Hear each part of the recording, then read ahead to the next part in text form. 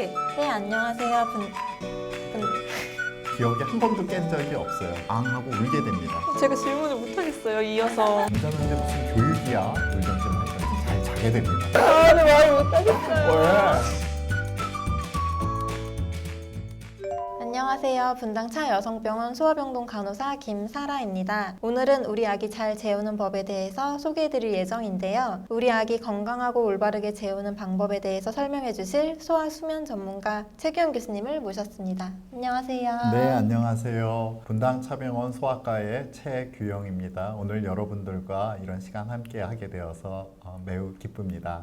네, 교수님. 네, 너무 오랜만에 뵈가지고 저도 너무 반갑습니다. 저희가 이번 영상을 준비하면서 부모님들께 소아 수면에 대해 궁금한 질문을 직접 받아보았는데요. 짧은 기간 동안 정말 많은 분들께서 사연을 보내주셨어요. 영상 중간중간 설명과 함께 답변해드릴게요. 첫 번째 질문입니다. 통잠을 못 자는 아이, 통잠 재우는 방법에 대해서 알려주세요 라고 질문을 하셨는데요. 네, 통잠을 잘 자면은 엄마도 행복하고 가족들도 다 행복해지는데요. 실제로 통잠을 못 자가지고 많이 오거든요. 근데 대부분의 원인은 어떻게 재워야 되는지 그런 걸 잘 몰라가지고 아이들이 잠자는 버릇이 잘못 들어서 그런 것입니다. 네, 그럼 왜 통잠을 못 자는 거일까요? 대개 우리 수면은요, 수면 주기가 있는데요. 보통 어른들은 90분 주기로 한 5번에서 6번 정도의 잠을 자게 되고요. 아기들은 보통 60분을 주기로 해가지고 6번에서 8번 정도 주기가 지나갑니다. 근데 한 주기가 끝날 때마다 한 번씩 아기들이 꼭 깨게 돼 있거든요. 그건 누구나 다 깨요. 우리가 뇌파를 해보면 그때 꼭 깨게 돼 있습니다. 그런데 수면 습관이 잘못되면 아이들은 그 시간에 아주 번쩍 깨버리는 거예요. 어제 저도 잠을 한 6시간 잤는데 그러면 최소 4번은 깨야 되거든요. 근데 저는 기억에 한 번도 깬 적이 없어요. 그건 왜 그러냐 하면 그 깬 시간이 아주 짧은 시간이기 때문에 제가 깨고서도 기억을 못하는 것이죠. 그냥 우리 뇌파상에서만 깬 것을 우리가 알 수 있습니다. 그런데 수면 습관에 따라서 그것이 정말로 깨는지 그대로 저처럼 깬 것도 모르고 그냥 자는지 그런 것은 큰 차이가 있어요. 그래서 수면 습관을 잘 들이는 게 아주 중요합니다. 16주 이후로 울더라도 스스로 통잠을 자도록 내버려둬도 괜찮은 건지 아기한테 나쁜 기억으로 남을까봐 걱정이 돼요 라고 질문을 하셨네요. 사실 금방 말씀드린 것처럼 우리가 한 주기가 끝날 때마다 계속 깨는데 그건 뇌파에서만 깨는 거지 아기들은 잘 모르거든요. 그리고 우리들도 잘 모르고요.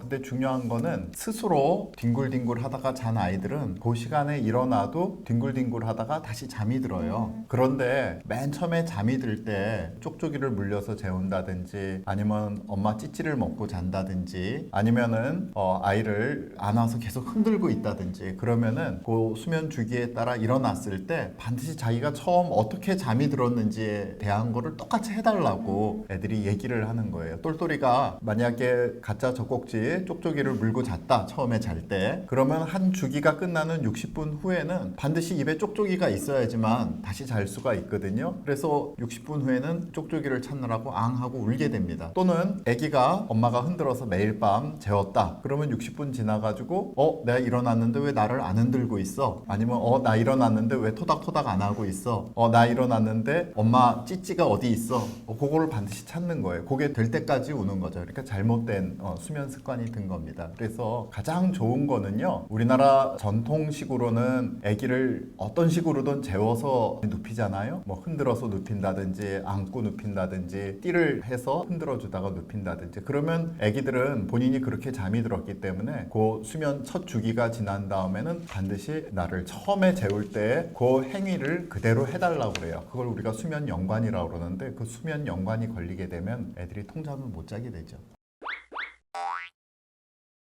네, 교수님. 그러면 저희 아기들 수면 교육은 언제부터 시행하는 게 좋을까요? 이게 수면 교육은 사실 빠르면 빠를수록 좋거든요. 사실은 수면 교육 하면은 아니 잠자는데 무슨 교육이야? 그렇게 생각하시는 분들도 많아요. 근데 사실 우리가 태어나서 제일 먼저 하는 것이 수면 교육입니다. 이제부터 태어났으니까 너는 교육을 받아야 되는 거예요. 근데 그 교육은 아기들 이제 사실은 한 생후 2개월 전까지는 하기가 어려워요. 왜냐하면 왜냐하면 그때는 아직 밤낮이 구별이 충분히 되지 않는 시기거든요. 그래서 밤낮이 이제 구분되기 시작하는 2개월에서 3개월 사이부터 시작하는 것이 제일 좋을 것 같습니다. 네, 교수님. 그러면 수면 교육의 원칙이 따로 있을까요? 예, 그럼요. 수면 교육의 원칙이 있는데요. 가장 중요한 거는 애들을 재워서 눕힌다가 아니라요. 재우기 전에 졸릴 때 눕힌다가 원칙이 되겠습니다. 그러면 이렇게 수면 교육을 했는데도 안 되는 아기들은 도대체 어떻게 해야 될까요? 수면 교육을 했는데도 안 되는 애기들은 수면 교육이 잘못된 거죠, 사실은.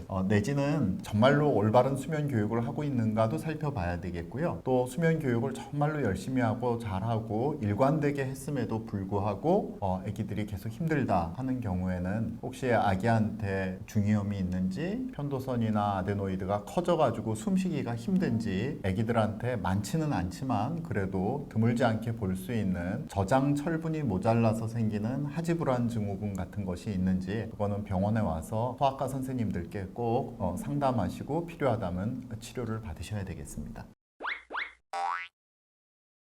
네, 교수님. 이런 무서운 질환들이 있는데요. 그럼 어머님들이 수면 교육 중에 뭐 어떨 때 병원을 와야 되는지 혹시 짚어주실 포인트가 있으신지? 네, 사실 이제 애기들이 엄마들도 요즘에 전부 일들을 많이 하시잖아요. 그래서 아침에 또 일찍 출근도 하셔야 되는데 밤에 못 자고 하는 것이 길어지면 너무너무 힘들어지거든요. 나중에는 정말 그 몸도 힘들어지고 정서적으로도 너무너무 힘들어져서 우울증에 빠지시는 분들이 많아요. 그래서 애기들이 항상 12시가 넘어서 뭐 1시가 되도록 안 자고 운다, 아니면 밤에 정말 시간마다 깨가지고 너무너무 우는데 달래지지가 않는다, 또는 엄마가 본인이 느끼기에 내가 이러지 않았는데 우리 아기를 낳고 나서 너무너무 우울하고 정말 죽고 싶은 생각도 든다, 그럴 때는 지체 없이 오셔야 됩니다. 사실 그럴 때 제일 중요한 거는요, 아기 손을 바꿔주는 거예요. 사람은 잠을 못 자면 금방 굉장히 우울해지고 네거티브하게 되거든요. 그래서 주위 사람한테 얼른 도움의 그 손길을, 요청을 보내는 것이 중요한데요. 사실 이때 아빠들한테 보내는 것이 좋아요. 대개는 아빠들은 어떻게 뭐 아빠가 애를 잘 보겠어 하지만 꼭 그렇지 않습니다. 오히려 수면 교육에 있어서는 아빠들이 더 잘 보는 경우들도 있어요.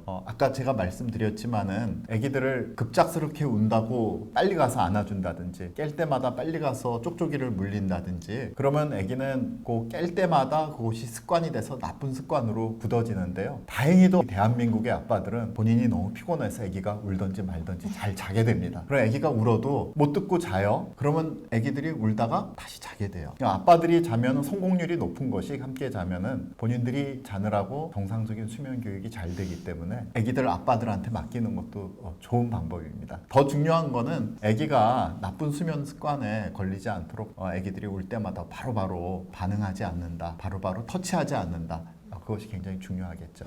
통잠자기가 시작이 되거든요. 아기한테 위험하다. 네, 어머니. 네. 다시 해봐봐. 야경증이라고 부르고요. 곰돌이를 넣어준다든지. 네, 교수님도 하지 말라고 하시니까 잘라주실 거죠?